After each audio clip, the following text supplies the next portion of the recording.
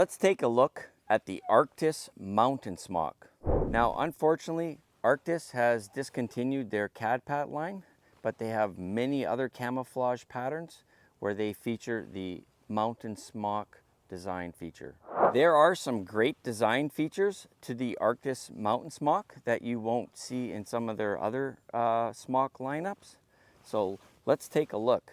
It comes with a rank slide with this Velcro adjustable patch here so that you can attach your morale patches. Across the chest are two very large style storage pockets.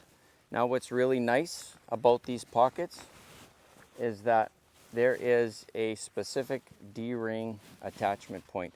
So this allows you to dummy cord kit into your pockets so that you will not lose it in case you sustain a fall or a tumble or something like that. So these D-ring attachments are in 6 of the pockets of this smock.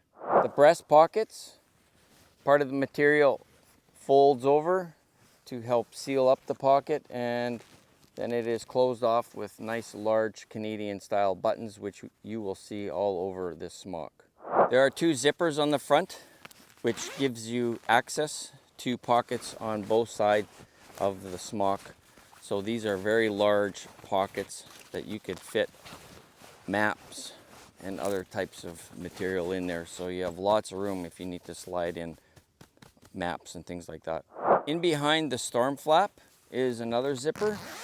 So this allows you access to the inside of the smock. So if you have something on your clothing underneath that you need to access, you can do that. Also, this aids in ventilation. If the temperature has starting to come up a little bit, you can open this up, as well as both pits have very large openings. So you can get lots of airflow to help cool your upper body down. The storm flap over front of the zipper seals off really nice. So at the top of the neck is a Velcro attachment point. Then there are multiple Canadian style buttons along the front.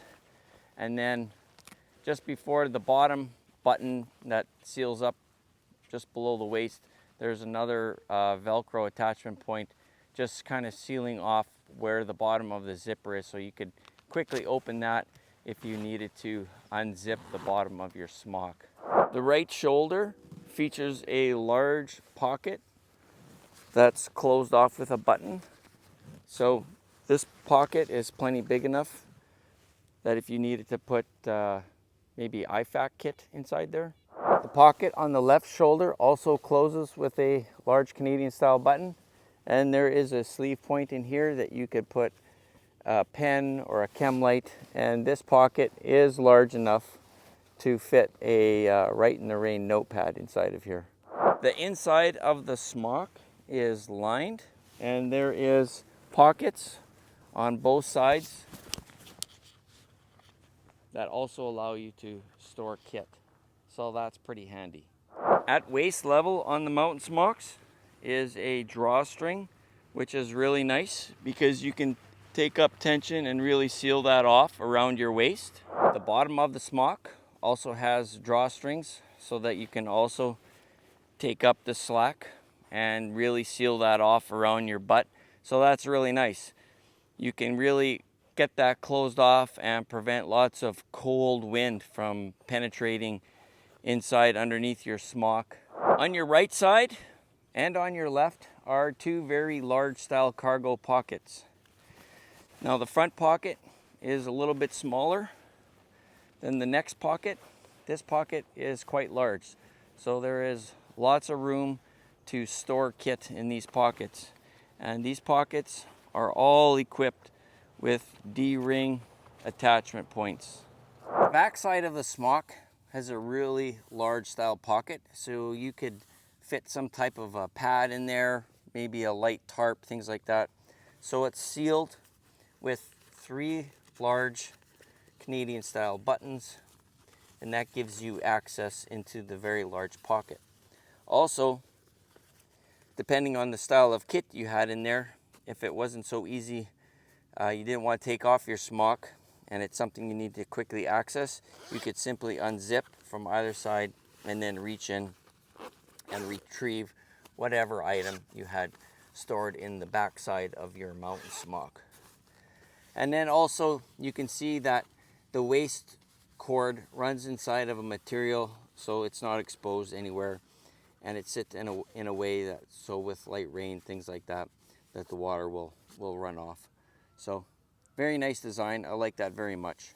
Above the front right pocket and front left pocket is an attachment point.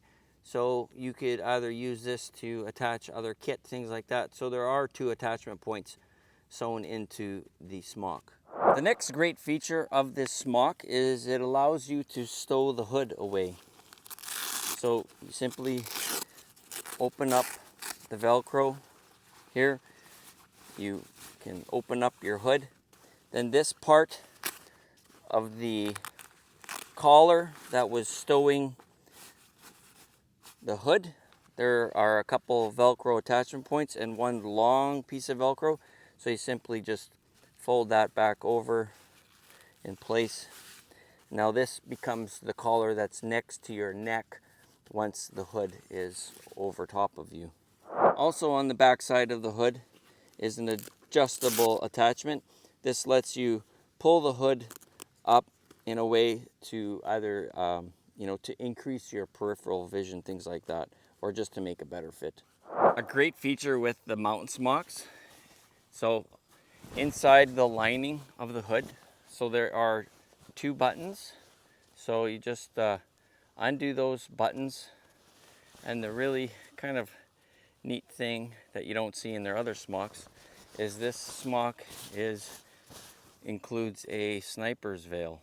So the sniper's veil is actually a really cool feature on this smock.